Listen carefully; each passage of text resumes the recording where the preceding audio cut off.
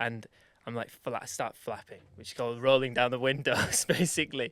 My arms are flapping, and I land straight to my coccyx, like really bad. I had this awful pain, like run straight up my back, and realised I'd shit myself. Our guest today is Jamie, and he is an Olympic snowboarder. Welcome to the show, Jamie. Thank you. Right, Jamie, how are you? I'm good. How are you guys? I'm good, thanks for coming. Weirdly though, Jamie, my first question is for the man on my left, Joe Marler. You ever snowboarded, Joe? Snowboarded? No, I've skied Okay. down a bristle slope. A bristle slope? Where was that? That was at Knockhatch Adventure Park. Not Catch Adventure. I've never even heard of it. Knockhatch Adventure Park in it's in Howsham. Are you allowed to snowboard? Like, are there rules against Yeah, that as that's a professional true. athlete? Professional athlete. Ridiculous. As an athlete. Am I allowed to snowboard? I don't think I am. I wouldn't if I could. If I wouldn't anyway, because I Why? couldn't. Why not? Because I can't skateboard, mate. You're our first ever Winter Olympian that we've had on this show. Have we had an Olympian? No, I think it's just Olympians in general. This is a first Oh, for us. but- So should we just say Olympian? Let's do it. You're our first ever Olympian. Oh, I'm well happy about that. That's good. Brilliant. Yeah. And snowboarding. Why snowboarding? Why did you go, oh, fuck it, I'm going to be a snowboarder? Well, snowboarding it started when I was 6 years old at a place called Halifax Ski and Snowboard Centre, probably, 5 minutes from where my parents lived. And it was just this small slope on the side of a hill in Halifax. And basically every time I went to the supermarket with my parents, we drove past this slope. And I said I wanted to have a go on that. But yeah, that's where I started. And I basically got pretty hooked into snowboarding since day one. And it actually took me a while to learn until they let me go on the big slope from the lesson slope to the bigger one, where you know, once you've passed your lessons, you go on that. And I just remember as soon as I got onto that big slope, I went straight to the jump, went up there like you do, and then dropped in and then went really big off the jump, and then was just like, I'm doing this now every night of my life. So why skateboarding? Skateboard. Why snowboarding and not skiing then? Well, I was skateboarding before snowboarding, so this is kind of how, I got into it. Yeah. And I really wanted to do it just because I was watching it on TV and videos and stuff, and I was like, I love this. I really want to have a go. And my parents got me it for like my birthday lesson. So we basically went from doing that on my birthday to then 15 years old, and I went every single night without fail till I was like, I was so passionate about it. Didn't care if I'd ever turn pro. I was not bothered about that. I mean, I got into this because it was just fun and I loved doing it. And being a professional at it just happened naturally because I was passionate about it. And I always believe in that, like, if you're passionate about something, you'll keep doing it no matter what. Why snowboards rather than anything else? Like, who invented the snowboard and why? I actually think, see, this is a trick question. I think it was Tom Sims, and it wasn't actually called a snowboard. It was called a snurfer, and it was a plank of wood basically, and it had a piece of rope on the front, and you held onto the rope, and just like kind of surfed down the snow, and that's why it was called the snurfer. So snow surfer. I think Yeah. it should still be called snurfing. If you didn't know what snurfing was, how would you describe it? You're lining up like a big line of snow and then sniffing it. That's what I think. Yeah. And you can get little snurf boxes, Yeah, carry in your pocket. carrying a bit of snurf here and there. Fancy a bit of snurf? Yeah, why not? And then I'd obviously then have loads of little blue people just in my pocket going, hey, There's Smurfs. this for fuck's sake. Dispel this myth. Snowboarding is so much easier than skiing. I think to learn, snowboarding's harder. Oh. Yeah, but I think once you get really good at snowboarding, it's easier to learn tricks on, I guess. That's what I found anyways, and from speaking to other people. Skiing's really easy to take up skiing, just to like get on the mountains and get about. But I think snowboarding takes a lot of time to just, kind of nail it. like to ride around the mountain, but like once you've actually learned to snowboard, to do like tricks and grabs and spins and stuff, it's way easier on a snowboard, I would say. You know, like the Navy and the Army hate each other. Like they're like, oh, Bloody army. bloody Navy. You know, fucking hell. Is that the same as snowboarders and skiers? Like, is there a bit? Well, Is there a bit of beef when you? There isn't now, but in the 1980s, and this is called snowboarding was banned in most resorts in America. Wow. Like you couldn't snowboard, and there's actually a couple of places still left in America that you can't snowboard. What? Still. Yeah, it's mad. Like they just don't let you on the hill. In fact, there's this place when I was I think it's not far from Aspen, and we used to go there to this local, like a town near there, to get our boards waxed for the competition. Sorry. And we No one like, wants a hairy board. yeah. So we we go there and we're walking through the street to the shop to get our boards waxed, and some people Stop saying it. Just fucking. not balls, boards. I'm not saying that. Oh God. In those early days where it sounds like it was skiing against snowboarding, I always imagined it was a sort of cultural and stylistic thing as well, because snowboarding, different clothes, different look, Yeah. different barnets even. Well, it's obviously I've grown up in a time snowboarding when it's not been like that, but I can imagine it being pretty heated back in the days when people are trying to go snowboarding and they won't let people on the lifts. So snowboarders used to hike up because they weren't allowed on the lifts and stuff. And it is pretty crazy to think. Well, not. I mean, it's not even that long ago, right? So what was it like? A class Well, issue? I just think they thought we were like. It's hard to say, but like like skateboarders, we might have been like trash and stuff, and Yeah, and anarchists. they don't, yeah, Do what the fuck they want. so cliquey and Yeah. stuff, and yeah, and I think And skiers are renowned But I for being. I You s- need money to ski. yeah, Very middle to upper class, and they're like, "Who the bloody hell are these ruffians that are just fucking tearing up the bloody snow for us?" I just don't understand why there'd be so much beef. You're just all enjoying the snow. obviously there was. Like now it's totally cool. Yeah. Like, but you still get like the older, more traditional guy whose ego's through the roof, and you're in the lift line, and he tries to start beef with you and stuff, and stamping on the back of your snowboard. It Oh, can what? get like that. Is that one of the Well, things I that would just- really rile you up if someone stands on the back of your snow? No, I just kind of turn around and laugh and make it worse. Last winter it happened quite a few times to me, and I've had it where, like, I've been on the mountain. There was actually, when I was younger, and my dad, we were snowboarding down the mountain, and I was quite young at the time, and my dad, like, going down, and I don't know, something happened on the slope, and my dad wasn't at fault because he was below, so the skier was above.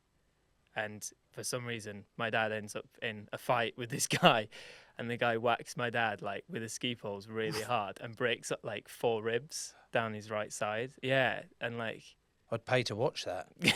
it was honestly, it was That sounds like tasty. it was mad. So like there's still that, like, even today, but more with like the traditional older guys, and it still can happen, but not so much. Like, I've got loads of ski friends. So That sounds like you're protesting too hard there, Jamie. yeah, I got don't want to dig a loads. hole too much. Steve, Stefano. his partner, There's probably one called Dave. Everybody's got a friend Dave, called Dave. and his partner. Have you been I've ever been snowboarding. skiing? I've been- Oh, you've been snowboarding. Yeah, I've been. Oh, okay. It's I one- had you down as more of a skier, if I'm Did honest. you? Why? You often turn your nose up at me and look at me like a piece of shit. So I just That's related presumed- to my snowboarding choice, is it? Well, I just presumed you were more of an old school skier that looks down their nose at us Snowboarders. snurfers. Snowboarders. Yeah, I used to snowboard a little bit, Joe. It's one of those things that when I became a parent, one of those many things I gave up. That list also including golf and sex. So, so I have snowboarded, but I snowboarded in the sort of 1990s when, Jamie, there was still this sort of definitely a different look. Snowboarders with more baggy pants, more baggy tops, and the skiers at this point were still in those sort of, remember these, Joe, your classic sort of luminous onesie, skiing onesie. Leo. It's a very, very different look. Well, like Lycra. kind of. Not so much, no, like a padded ski onesie. So they were the old generation. The snowboarders were the cool kids. But you haven't told me about your skiing escapades. When did you start snowboarding? I started snowboarding in. I know you said the 1990s. maybe but 97. That's like 10 years. Like, And where? was it early? No, it was probably mids. Mid 90s. Mids, yeah. And no where doubt. was your first snow trip? To France, I think. France. And then went to Whistler. Whistler was good. Whistler. Oh yeah, where's that? Yeah, Canada. Nice. Mm. So that was good. Yeah, I enjoyed it. But there was a point, because you've obviously been to the Olympics, Jamie. There was a point where you couldn't imagine snowboarding in the Olympics because it was still a bit counterculture, Yeah. and something changed, didn't it? Yeah, it's because I was in like halfpipe's been in like this is the discipline, but halfpipe's like the ditch, you know, the U ditch. Yeah. Basically, what that's been in the Olympics for a while, and then I never really thought about going to the Olympics. Really, I wasn't kind of on my agenda. I was just snowboarding for the fun of it, and then slopestyle came into it for the 2014 Olympics, and I was so hesitant to like do it. Like there was kind of this uproar in slopestyle and big air that a lot of people were like, nah, like dead against it because it would ruin snowboarding in a way. A lot of people thought that. Right. Can you just talk me through that? Mm. So there's how many different styles of snowboarding is there? There's even I'm like, so there's half pipe, slopestyle, Yeah. big air, and I guess they're the freestyle elements. Yeah. And then you've obviously got border cross, which is the racing. Snowboard cross is the one where, let's say you'd never seen it before, Yeah. you could be hooked within about 10 seconds. 'Cause Quite it's basi- exciting watching Yeah, that. it's like a demolition derby You just go down a hill. against 3 others. Yeah. Massive berms. Are you allowed to do anything to them? You do end up there Some is a dark bit of arts. pushing and shoving that can happen. Okay. Yeah. And you specialise in slopestyle. In slopestyle and slopestyle. Big air is not my thing. I've got a story about big air Oh, at the last Olympics. Okay. Like, I can go into it if you want. Please Been do. Probably the scariest moment of my career. Right. So this is big air, Big air. one of the styles Yeah. that you don't really. That I'm not too comfortable in. But you did it. because it's one jump. Right. Okay. So, and I prefer 3 jumps and some rails, which is like grinding on some metal. So I'm picturing Massive scaffolding. Eddie power. the Eagle.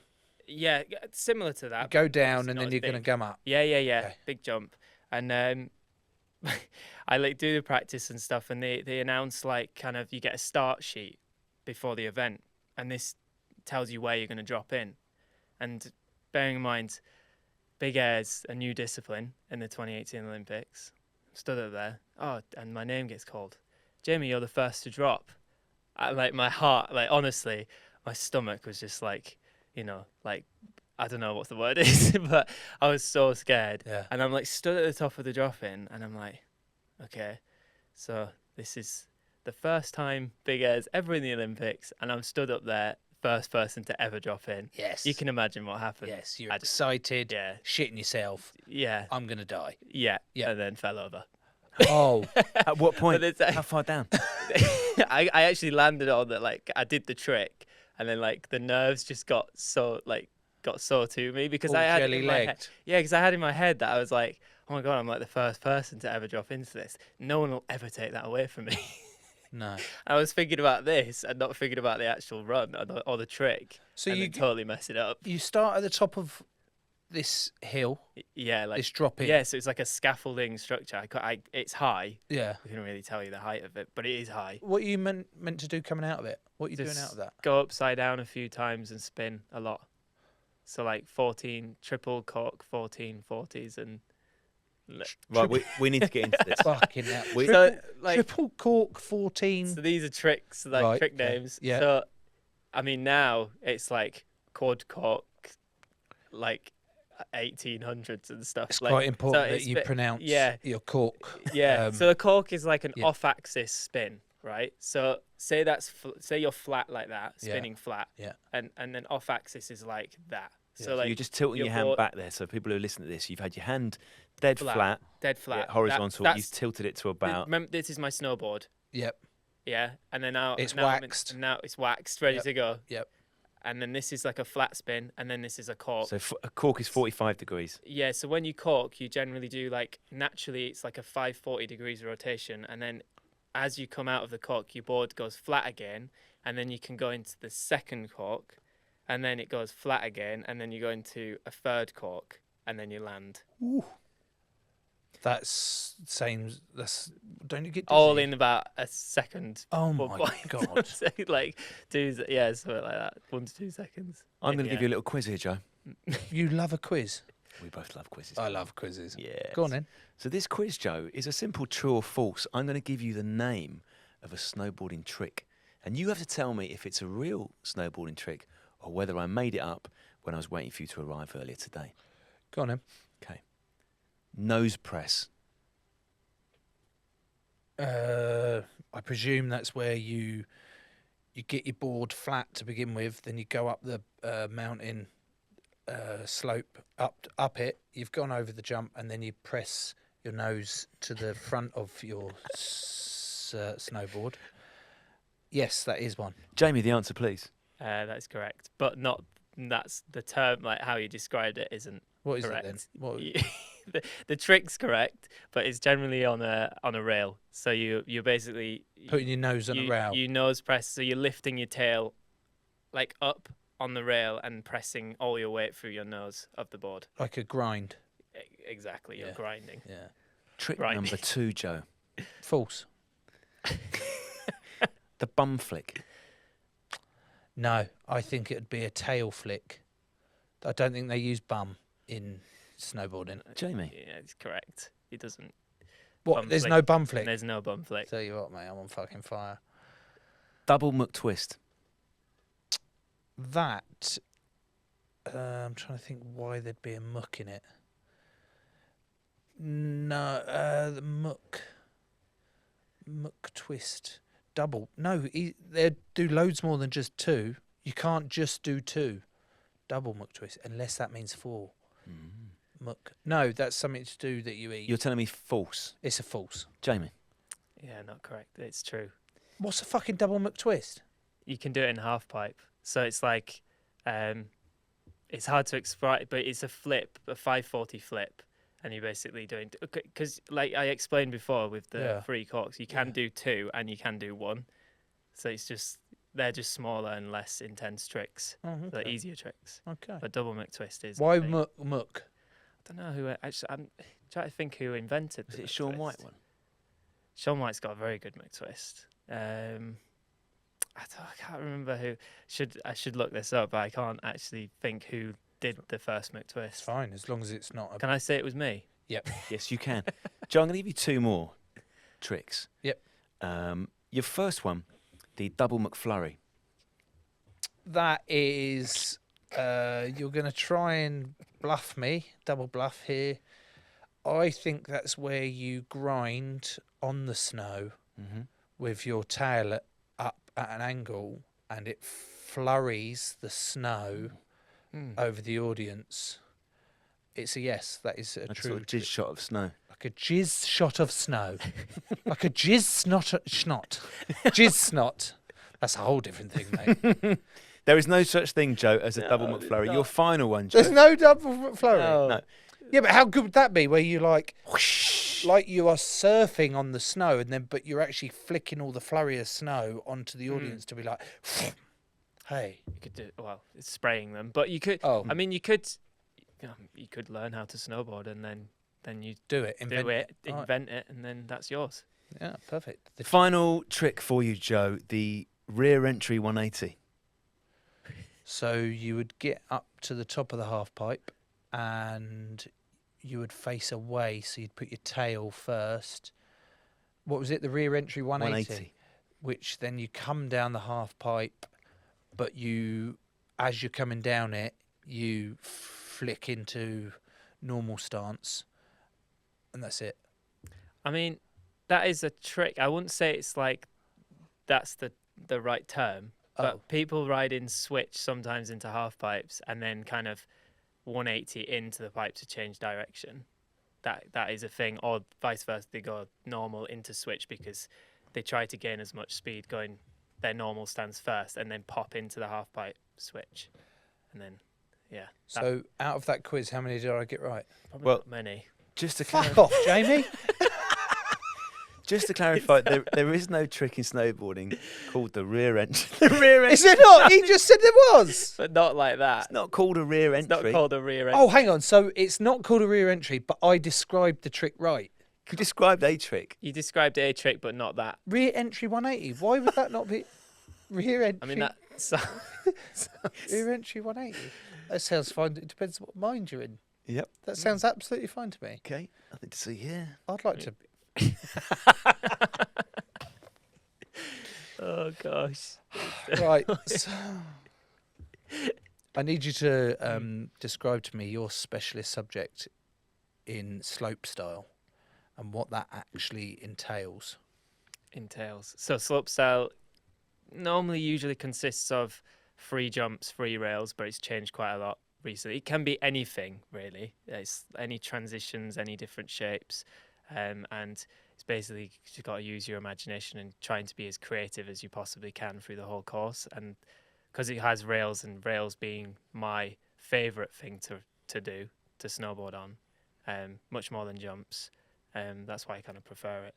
And I don't know why, because most of my injuries have been in slopestyle, and one injury that kind of got me really hooked on Got you hooked? Oh, here's an injury that really makes me want to try and do it again. It's really embarrassing, actually, but I was 12 years old, and do you want me to go into this? Yes, please. Fucking yes. Yeah. Okay, so I don't know if it got me hooked. I was 12, and I was in Saas-Fee in Switzerland, right, with the Salomon Snowboards team. And it was my sponsor at the time, and we went there on like a team trip, like a team bonding trip, if you know, something like that anyways. And there's this jump, and there's 3 in a row, and the last one's quite big.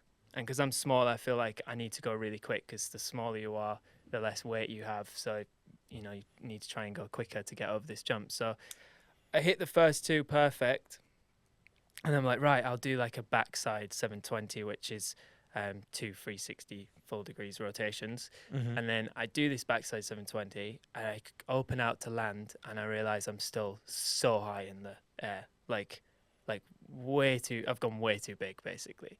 And I'm like, start flapping, which is called rolling down the windows, basically. My arms are flapping, and I land straight to my coccyx, like really bad. I have this awful pain, like runs straight up my back, and realized I'd shit myself. You literally shit. Literally shit. Like there was so much pressure.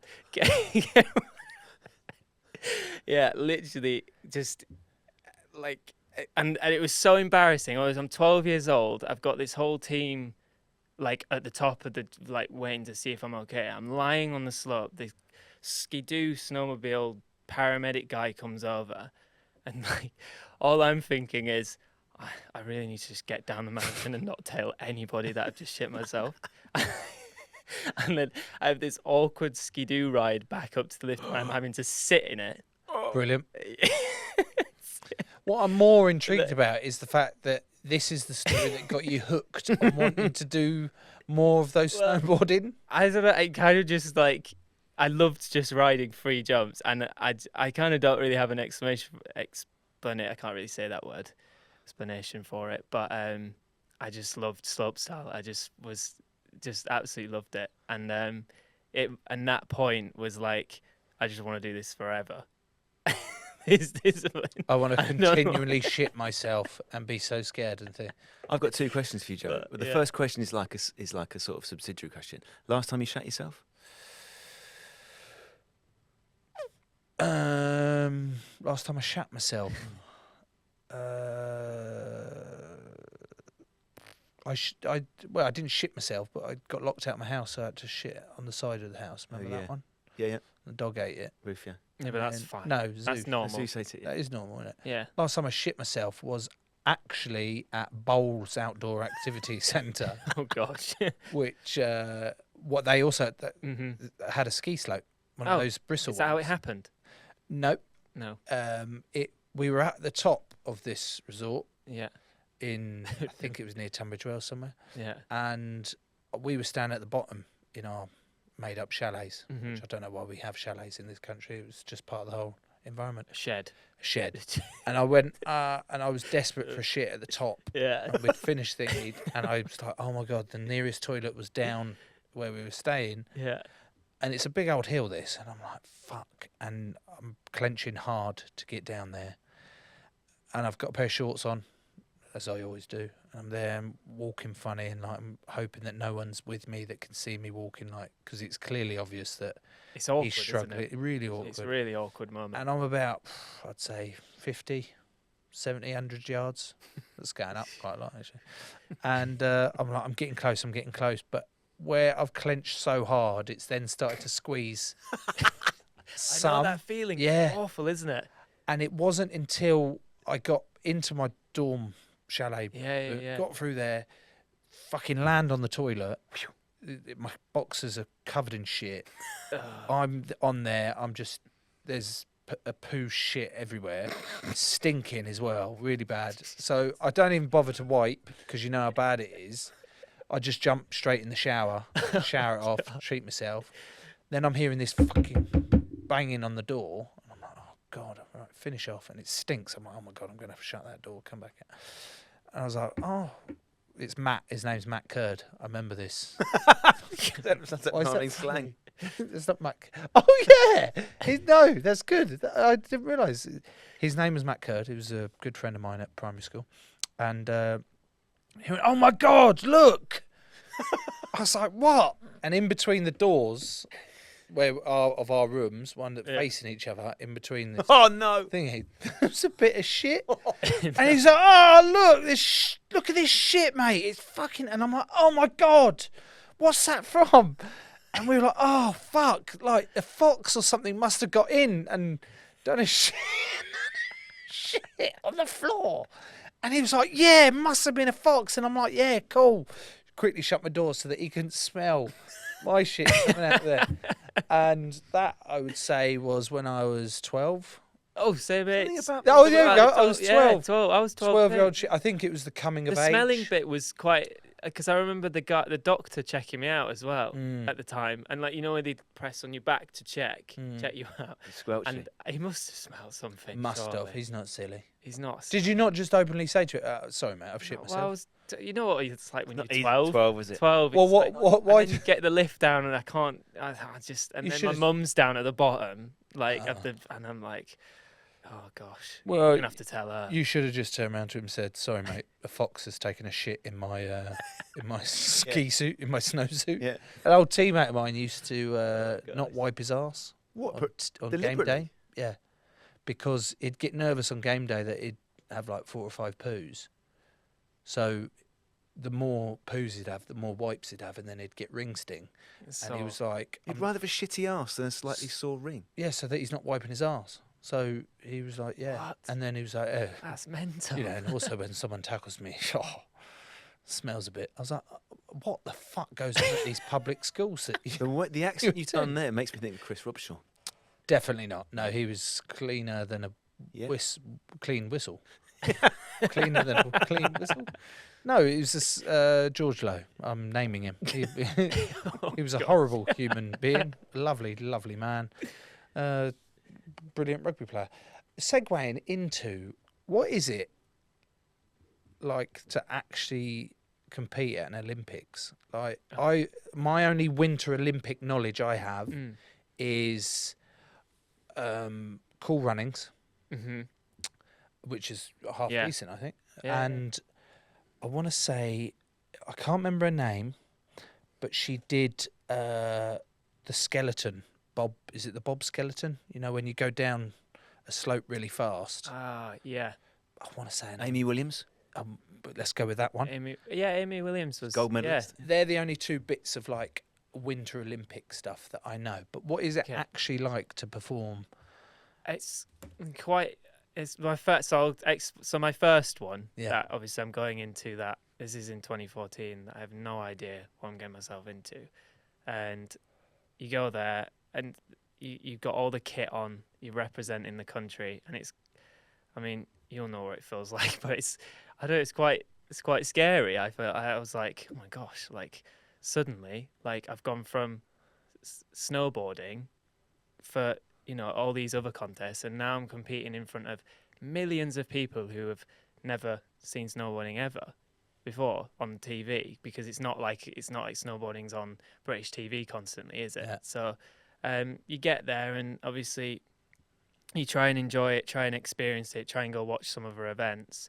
And I guess for me, I kind of went there not really knowing what kind of run I needed to do in the Olympics, which is mental, because you'd think you'd prepare so much for something like this. But I was, in fact, so late in qualifying for it, because I'd done this thing where I was so against the Olympics for so long coming into the 2014 Why? Games.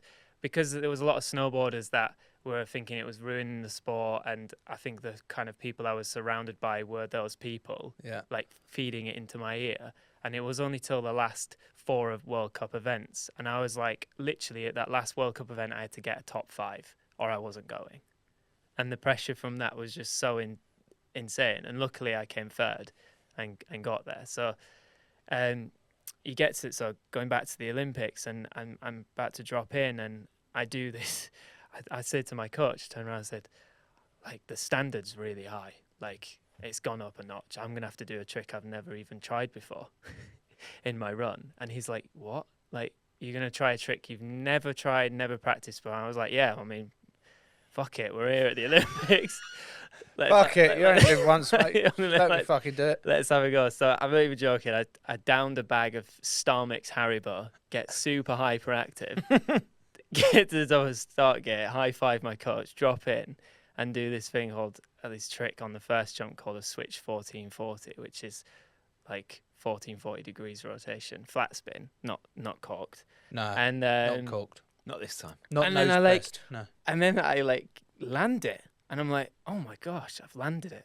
And then I like go to the second jump and continue with a run that I'd already planned. Like, then I go on the second jump, land it, third jump, land it, and then I'm like, oh my god, I'm in like second spot for qualifying. And then I qualify straight through to finals. So I bypassed the semi-finals because top 2 went straight to finals.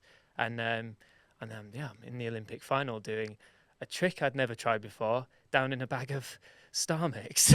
It worked. And I was like, what a bonus this is. Where the fuck is the Star Mix? I need a kilo. Let's go. So yeah, and then get to the finals, and there's all this, all the media talk and stuff. Obviously, not knowing what I'd, tried this new trick and what I'd kind of eaten just before. Not very athlete of me. and then I land my Olympic final run with a hand drag, which was annoying. So hand drag it's like a slight mistake. It's where basically your arm or like hand touches the snow on landing a jump. Not allowed to do that. And you get like points knocked off for that. Is that because you're trying to balance? Well, they see it as like you're trying to like help yourself from falling over. But I feel like I've got quite long arms, so every time I land quite low, my arm touches the floor. So it's really frustrating. And I do this, and it wasn't like I was going to fall. I could have just I should have kept it up, but it wasn't. I touched.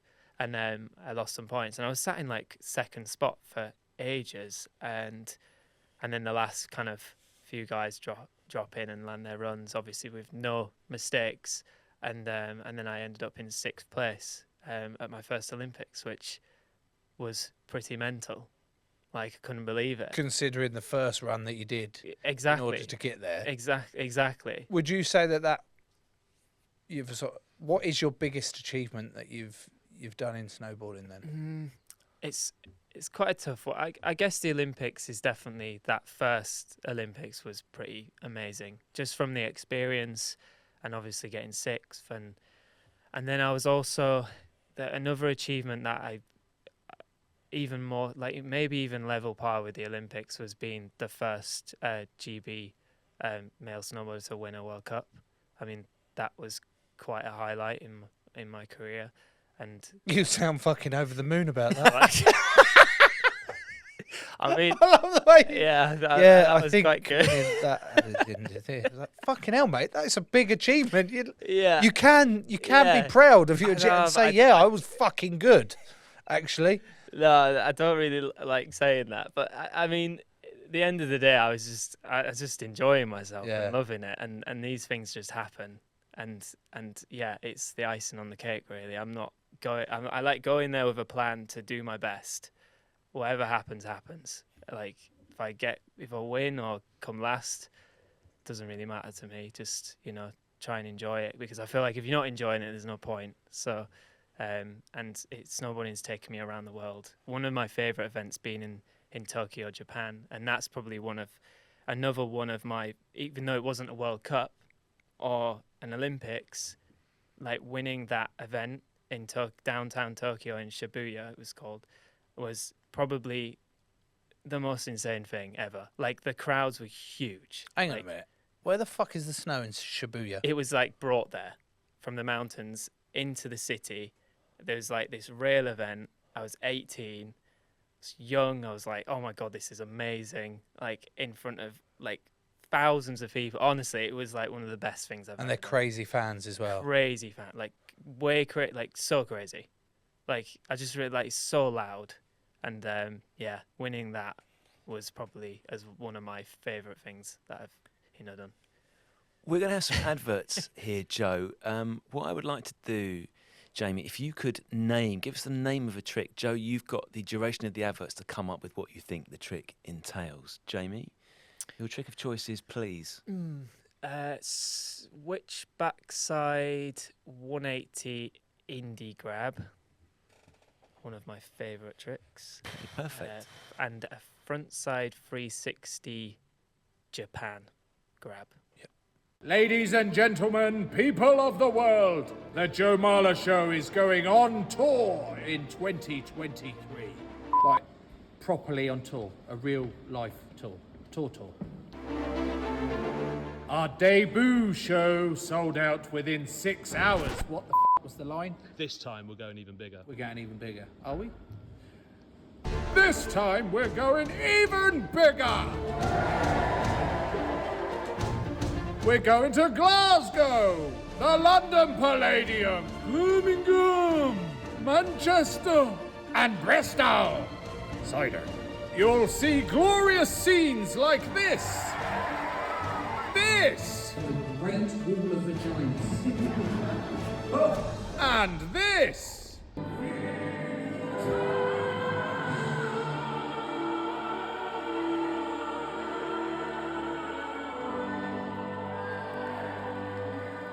Go and get your tickets now. Click the link in our bio or just search for the Joe Marler Show live tour. Please.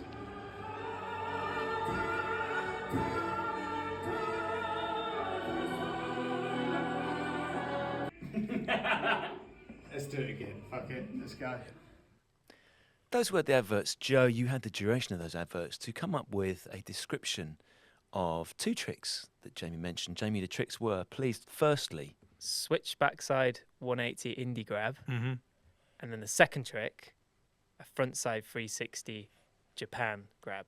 These are two of my favourite tricks and very easy tricks. So you're at the top and then you go down and you switch back.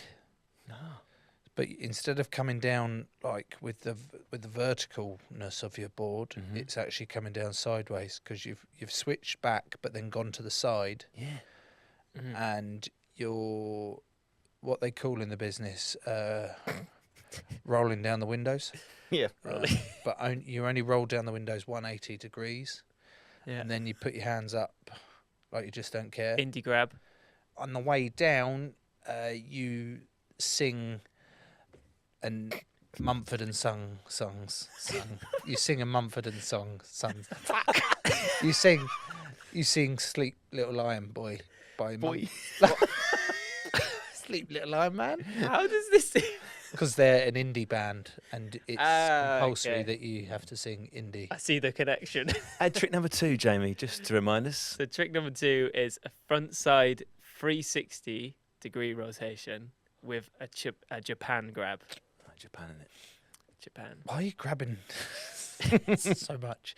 Grabs are like to help you stabilize in the air, I guess. Yeah, but you can't put your And hand then you down can 'cause style get them. penalised. And you can style them out. Okay. So you're going to go down. You're going to front grab it, your front of your board. Is that the nautical what's the nautical term? The starboard. Mhm. Starboard. The actual grab is on the front edge of Yeah. the board. So you're grabbing this that is good. front edge of the board Whereabouts? on Nose, tail, towards. towards your nose, and you do a couple of turns, Mhm. and you say "Arigato gozaimasu." That. Does it have to be an audible gozaimasu so the judges can hear it? Ohayou gozaimasu. You have to say "Genki desu ka?" All of the above. All of it. All of it. Whilst you're grabbing, you have to be speaking as fluent Japanese as you can. Fluent basic Japanese. So you're kind of almost there with the grab. Yeah. Like you're quite, pretty good. Like, You show us because this would be good for our YouTube channel. Yeah. So say I'm right foot forward, my So foot's you've got your there, right foot in the air in front of you, bent in front of you. yeah, my left foot's there in the binding, Yeah. and you reach your arm around this leg. Left grab arm there. has gone round the inside of the left. Hang on a minute. And You're then- going to do something nasty to your MCL, mate. If you Yeah, do that. then pull back like this in the air. Okay, left foot Stre- gone behind So arse, gone behind right arse, hand up. and then you're spinning a 360-degree rotation in the air on a jump. What's the with that Japanese grab. bit? I'm not sure. It's called- just called Japan grab. Japan grab, yeah. Let's stitch up that one. That was a fucking stitch up. I'm Yeah. happy with that. That is- There's loads of different grabs. There's chicken salad, roast beef. Now we're talking. Are these legit? These these are legit grabs. Yeah. Gorilla grab, What? The, taipan grab, These are. I want to be. tindy grab. What's Tindy? Tindy's the dirtiest of grabs in snowboarding. You grab your dick. Like- no, well, What do you mean dirtiest of grabs? like Imagine it's that the Olympic it's final going for gold medal. You do a dick grab. well, but it's It's like a family show. it's fucking hell. What do you mean it's a family show? Like Kids watch the it's Olympics. offensive. they've got dicks. It's offensive. Not all to of do. them. It's offensive. What do you mean it's Yeah, offensive? Like Well, obviously it's grabbing like, your dick can it's be. a violation of grabbing in the snowboard world. What, 'Cause it's kind of- Tindy? yeah, because you're basically grabbing there on the tail of your board. So it's like a no-no. It's like it's not proper to do it there, Why? just because it looks terrible. Oh, So from a style point of view, it looks, utterly shit. but surely that's subjective. I mean, if if I Like, don't think I've ever seen a good Tindy in snowboard. You might think Tom is a lovely looking man, Mm-hmm. in your opinion, Yeah. and I might think the opposite. Yeah, you It's might. like that, is it? I mean, I said I might. I mean, if you're really into snowboarding though, and you do it, there's not Okay. many snowboarders out there other than maybe a couple of punters that think it might. So there's no Tindy grab that's actually you go. That's good. That's decent, mate. Nah. Well done with that one. And there's method. There's another grab. Methods. What bad is that? Good. That's good. a really good grab. Like Oh. styly. Okay. Like if you can do a good method in snowboarding. What is the hardest trick in the world to perform? The hardest trick in the world to perform? Well, I guess that's also that kind of is subjective because some people think that trick might be easier than other people. So this Okay. is where it always Yeah. it gets a bit complicated. Okay. But from experience for me, like I think switch backside rotation for me is really difficult. So there's 4 different rotations, right? So if you go and switch, which is the opposite foot to what you normally ride forwards, if cab or switch front side is your easier way, and then you've got switch backside, and then you've got when you're going normal, you've got backside and front side. So there's 4 different rotations. You always have one that you're not really good at, and switch backside is mine. So I always think like switch backside 1260 rotations really difficult for me, even though somebody else might think that's super easy. How many rotations is 1260? I don't even know. I just do it. 360 It's is like- a complete circle. It's So 720 is 2. 4.5. Yes. Fucking hell. But that's like an easy that amount of rotation in a run now, or like on one jump, won't even qualify you to a finals at all. You've spoken about being scared previously. Yeah. When you're first starting out, Yeah, when you yeah. were lost in the air and Yeah. all doing that, and then you shit yourself. That was. Mhm. Do you get scared anymore?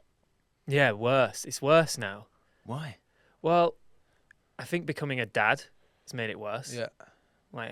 Like that scares me. Like if anything happens touch wood. Yeah. But yeah, so that's definitely added to it, and just getting old, everything hurts more.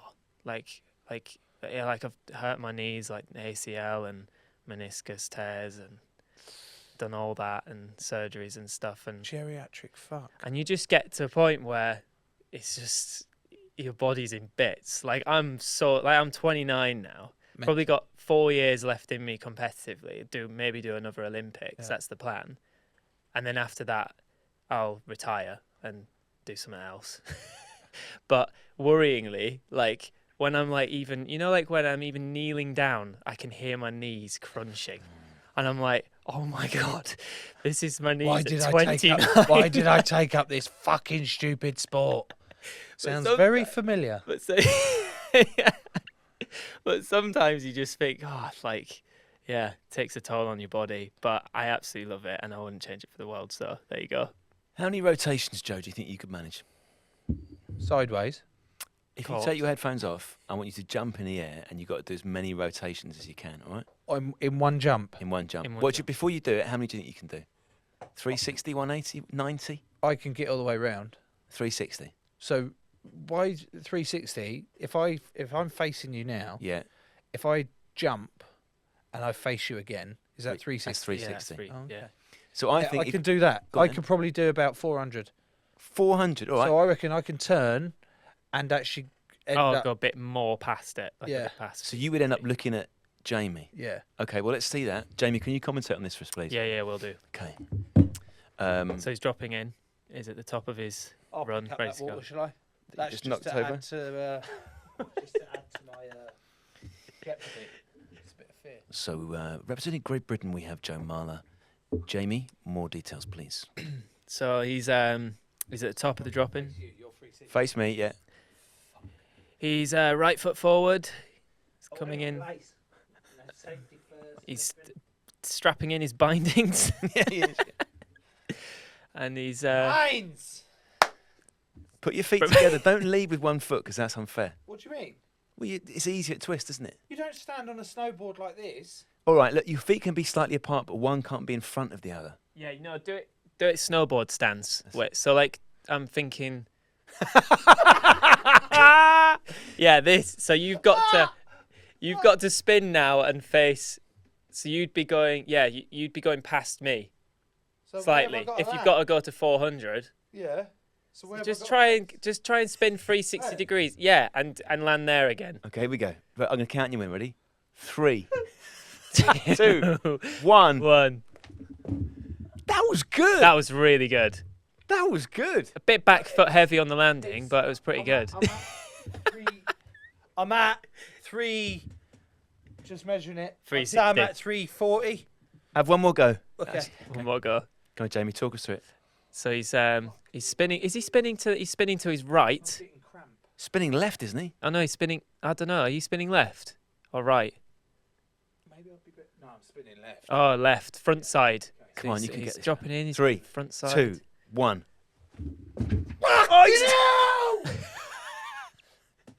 He went- Now, hang on. You're actually- claiming that as a 420? That is. You bounced. Look at where my head is. Yeah, but you bounced it. You landed, honestly. Did you see my hand touch the snow? Didn't have to. Your feet touched the snow and then you bounced around. Your feet always touch the snow on snowboarding. You landed that at about 340. now do a standing backflip. What? Fucking hell. In all seriousness, though, that I was impressed by that. I don't know you, Jamie. I was impressed about how much rotation and power you got through that. Your I face. was under the cosh. You delivered. You did deliver. You put Quite those- explosive. Fucking out of breath now. You know that chat you just said about being old and feeling your knees creak? Yeah, you fit. I got a cramp laughing. Whereabouts do you get a cramp when you're My laughing? back. On your back. Yeah, and I was just about to start spasming and I was like, oh, God, this is really It's embarrassing. because you didn't warm up. I feel like you have to do that nowadays. You get older. You're right, you really Warm up. do, but I still haven't got the motivation to bother. Me too. So I know that I should be warming Yeah. up, and I And know stretching. because if you need to do that, Yeah. and I still go, can't bothered, Can't be bothered. I'm the same. just go straight. You know, into like it. stretching after as well. Yeah. Like feel like after a game or whatever or training, and you should stretch. Not bothered. I just go and lie on the sofa and eat I some cake. just stuff myself in the polo, drive my 71 miles home and go, fuck it. 71 miles. 71.2. Don't worry about it. It's quite far. Talk to me. What are the best ski resorts in the world? So In we've the already world? You've already mentioned Whisper. A mate of mine. Nearly. What's it called? Whistler. Whistler. Whistler. What are you thinking of? Whispers already? Whisper. We only had lunch about an hour ago. Fucking God. Do you like over a Whispers? whistle. Oh, I love a Whisper. Whisper or Aero? Ooh. Aero mint, yeah. Not Aero Aero mint. caramel. That fucks me off. It really fucks. I really like Kinder Buenos though, because they're like. Ah, So I'm we've trying to got- think what my favourite is. So we've mentioned Whistler. Whistler. So we got Yeah. Whistler. Yeah. Not the guy who helps Blade kill the vampires. Mm-hmm. We're talking about the place in Canada. Yep. We've mentioned Aspen. So they're all Americans. Right, so American resorts, I actually don't go to many. Like I'm mainly in Europe, and there's two places I'm mainly at. San Anton. No, but not too Oh, far away from Okay. there. A place called Meyerhofen. It's where they do the snow bombing event. If you've ever heard of Snow that. bombing. Snow Yeah, have bombing. you heard of snow bombing? No. It's like a music festival in the mountains. Pretty cool actually. But they do it in Meyerhofen, and Meyerhofen's a really good place because one, it's where I've got a lot of nice memories of growing up there, riding the park, and also with my family, my friends, my wife. Just trips, like with friends. But so that's always like quite a nice Is it- feeling to go you- back there. Is it because he mentioned riding with his wife that you've reacted like that? Isn't it? Well, there's a couple of stories actually. See that? But you semi-paused on it. You went, my wife. And I went, I didn't know where to look. Like, what? Why is he talking? Fucking hell. Which, if I'm going to be honest, the stories snowboarding there with my wife have not been that successful. No. No. The first time was Snowboarding. snowboarding down. I'm like, right, she's my girlfriend at the time. Yeah. And we're at the top of the mountain and stuff. And she's a good snowboarder, good. She doesn't do it professionally, but she's good. She can get around the mountain. She's pretty on it. And we snowboard. Hang on, before you carry on, I need to just get it out because I'm sorry. It's just Ryan, you'll take all of this bit out, but every time you're now saying it, I can't like when you go, oh, she knows her way around the mountain. I just got to stop and grow up. Right. I'm actually crying. Oh my god! Right, so right, let's be serious. Let's be serious. Yeah. Right, so Yeah. we head up to this place called Eggalm. Eggal. Are you saying it right? Yeah. Yeah, Eggalm. Eggal. Which is a place in another resort in Meyerhofen, like just outside of Meyerhofen. So you can kind of Where is you know when resorts Meyerhofen? link Where is in, Meyerhofen? in Zillertal, Austria.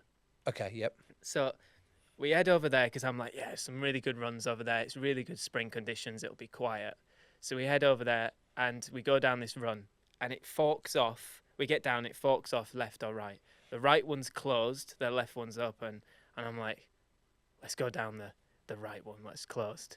So we go down the right one that's closed. We head down and all of a sudden there's 200 meters of slope that's got no snow on it and it's covered in manure. This is everywhere because the farmers like preparing the fields 'cause it's spring. And I say I don't actually tell her what to do. I just start riding down, and Through the shit. yeah, I lean back and go for it and try and avoid as much shit as I possibly can. I get to the bottom. I reach the snow, not covered in shit. I look back up. My wife's girlfriend at the time is about to drop in. And I'm like, I didn't explain how to ride down this, did I? So I watch, and she edge catches at the top, proceeds to roll 100 meters down this slope, and gets to the bottom, like head to toe covered in cow shit. And I'm like, oh my god, I can't help. But you know, it's that moment where you really you start laughing, but laughing inside your jacket.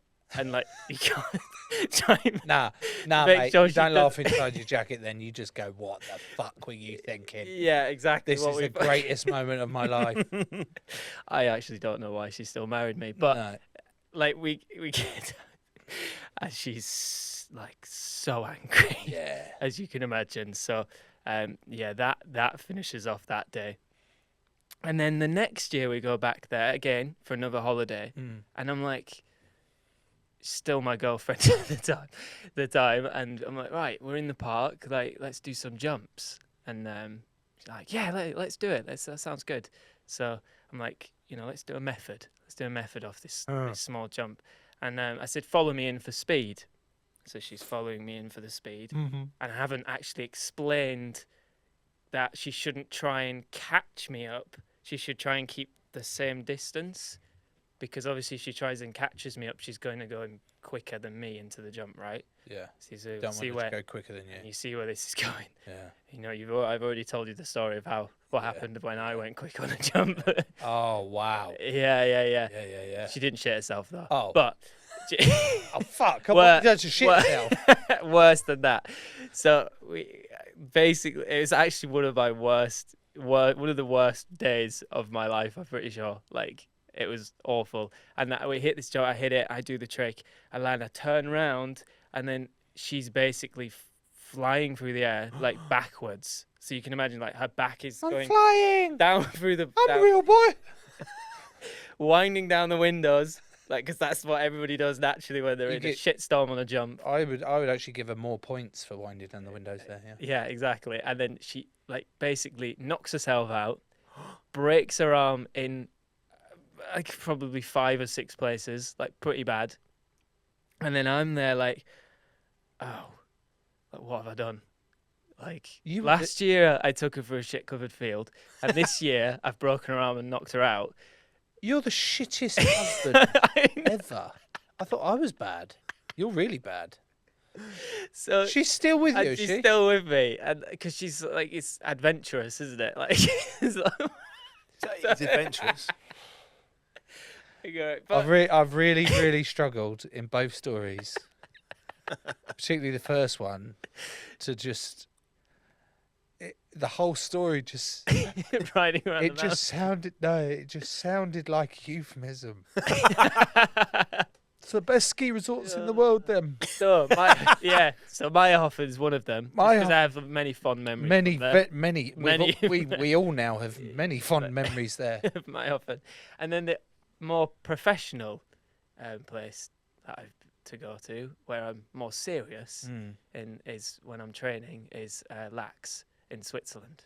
Oh, very good place. What's One of the best. Lax? Well, it's probably one of the best parks in Europe, without a doubt. Because it's got what facilities? The best facilities. It's probably one of the best half pipes in the world. I mean, the Americans come over train there, like Canadians. Everybody's there. One of the biggest events is held there, called the Lax Open as well. Yeah, it's just an amazing place to base yourself, basically, to practice. Do you want to go to Lax in Switzerland so we can shred the pow?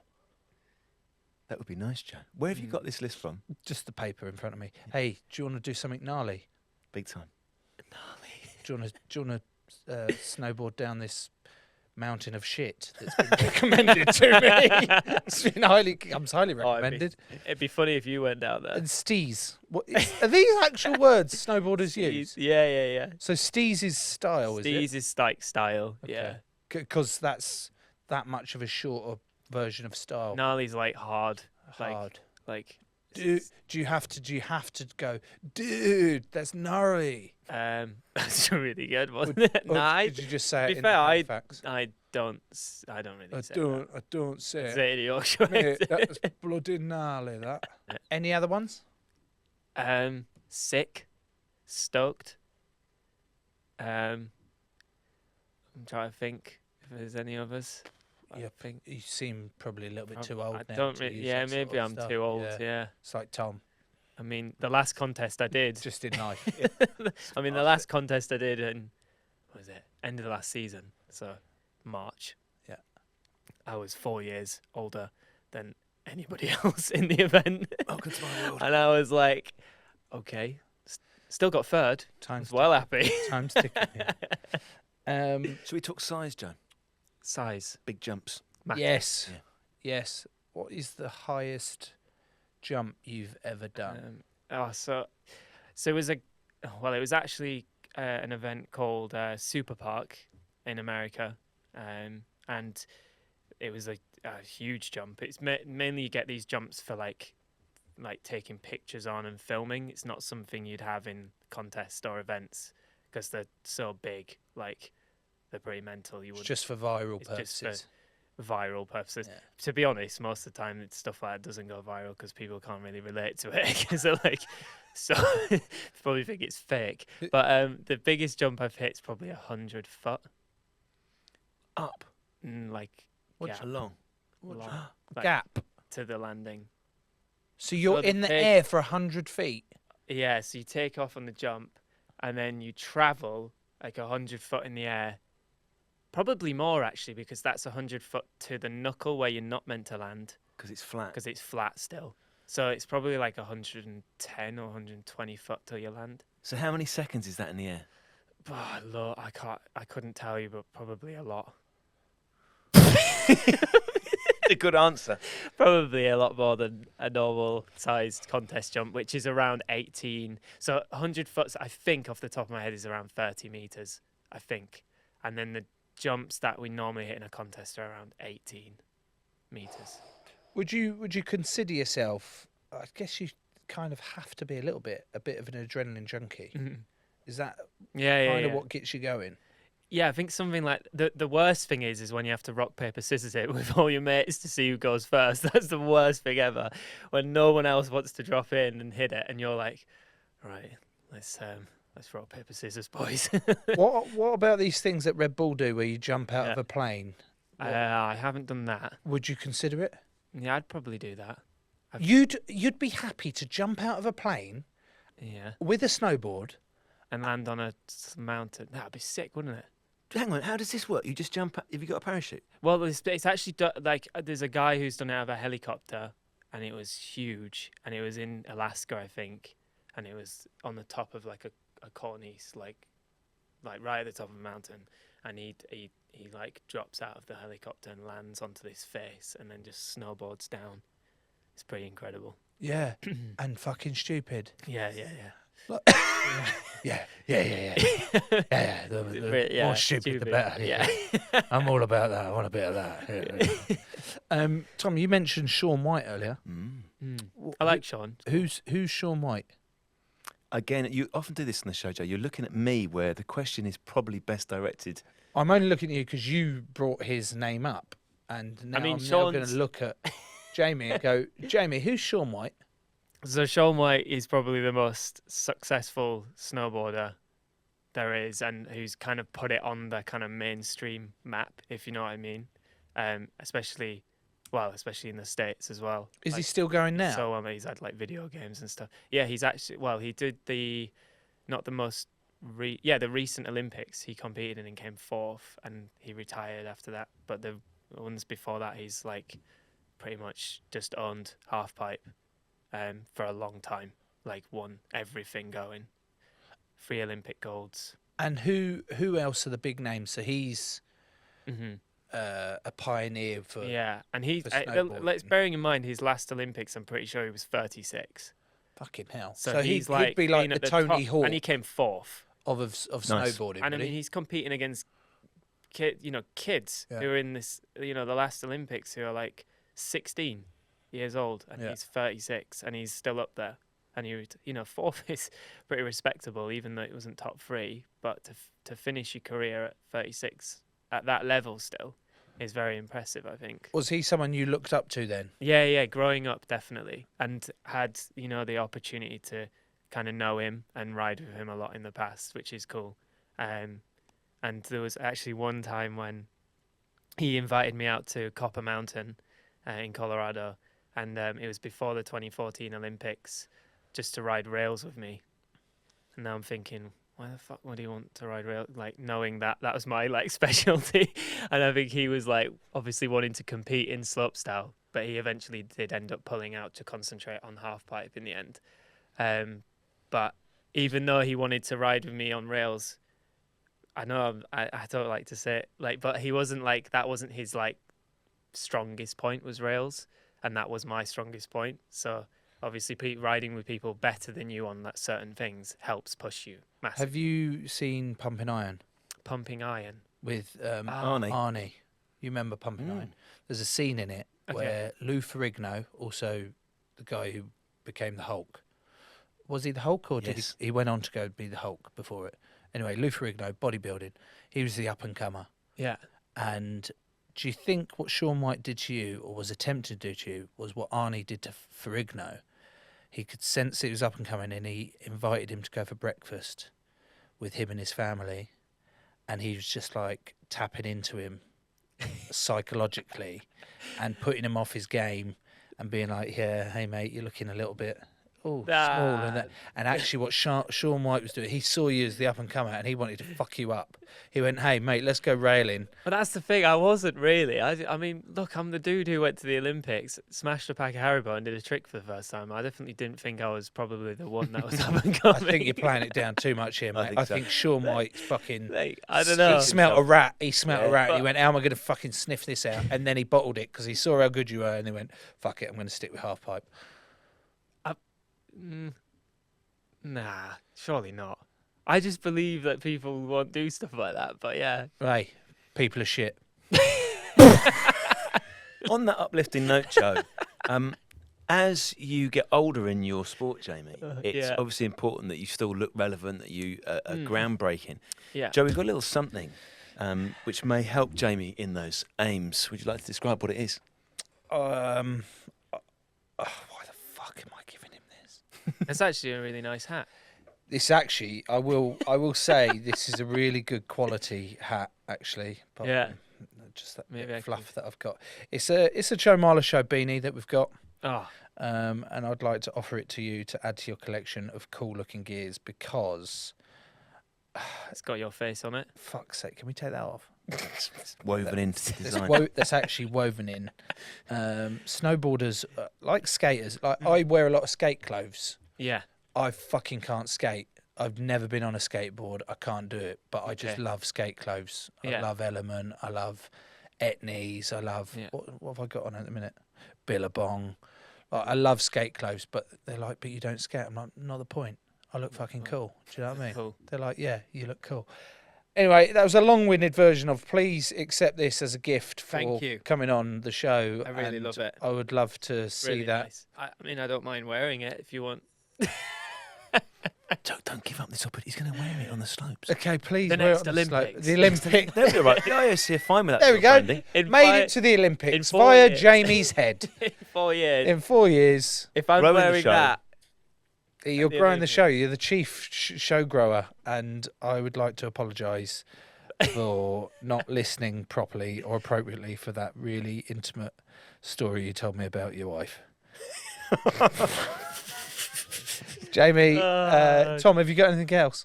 Jamie, I would like to thank you on behalf of Joe and I. And I'd also add to Joe's apology about his massive misinterpretation about the story, which is in no way was about anal. but it was. I mean, I'm quite intrigued how your brain works. It's quite funny. It's quite like. Jamie, thank you so much for coming on the show. It's been a I have pleasure. enjoyed this episode very much. I have no idea how much Ryan is going to be able to get out of it, but I don't give a fuck I've absolutely because loved it. it's been brilliant meeting you Yeah, and thank brilliant you, listening dude. to you. So thank you very much for Yeah, coming on. thank you.